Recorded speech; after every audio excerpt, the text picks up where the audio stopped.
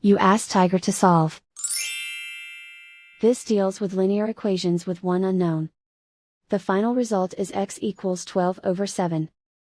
Let's solve it step by step. Group all constants on the right side of the equation. Add 847 to both sides.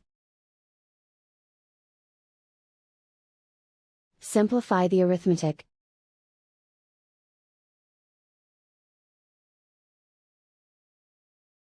Isolate the x. Divide both sides by 539. Simplify the fraction.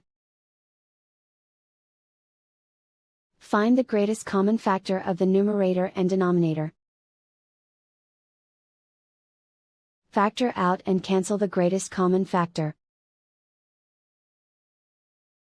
And so the final result is x equals 12/7.